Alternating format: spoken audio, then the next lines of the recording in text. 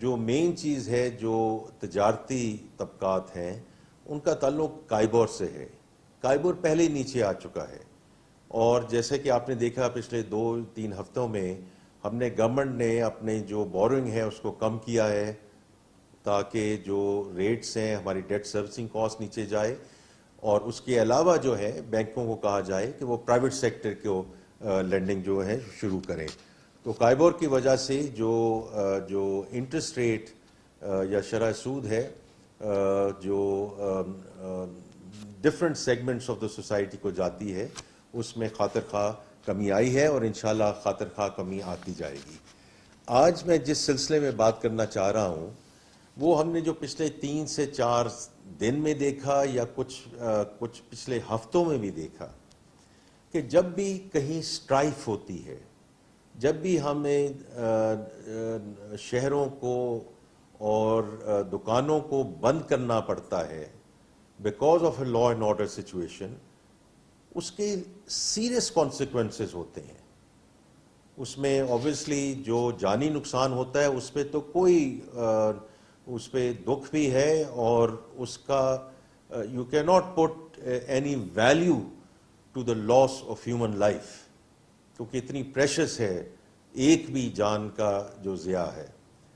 تو اس کے علاوہ میں جو بات کرنا چاہتا ہوں وہ یہ ہے کہ جو امپیکٹ آتا ہے اکانومی کے اوپر، اور یہ ہم نے پچھلے 3-4 دنوں سے جو ہمارا اکنامک ونگ ہے اس نے اس پہ بہت کام کیا ہے کہ جب بھی ایک دن کوئی شہر بند ہوتا ہے، کوئی قصبہ بند ہوتا ہے، کوئی ملک بند ہوتا ہے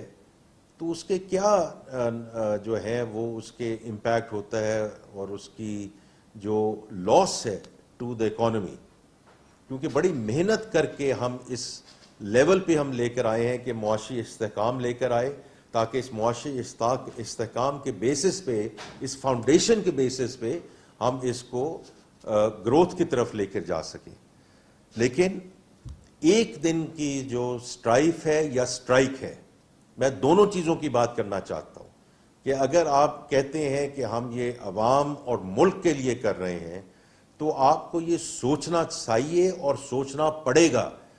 کہ اس کی معیشت پہ کیا اس کے اثرات ہوتے ہیں. تو صرف اسلام آباد کیپٹل ٹیریٹری میں 8 لاکھ لوگ متاثر ہوئے ہیں پچھلے 3 سے 4 دنوں میں، which means 800,000 families have suffered because of this kind of strife.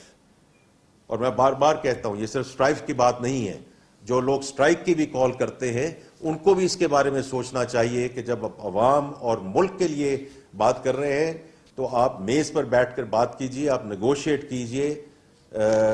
یہ آپ مت کیجئے کہ ہم دکانیں بند کروا دیں گے، ہم بازار بند کروا دیں گے، اس کا بہت بہت بڑا امپیکٹ ہے. اور وہ جو امپیکٹ میں آپ کو بتانے جا رہا ہوں کہ جو ہمارے اکنامک ایڈوائزری ونگ ہے منسٹری آف فائنینس کا، انہوں نے اس کا جو تخمینہ لگایا ہے وہ 190 بلین روپے per day, 190 billion rupees per day. اور اس کے کئی میں نے سارے پہلو اس میں آپ کو بتا چکا ہوں کہ جی ڈی پی اور ٹیکس ریونیوز کا اور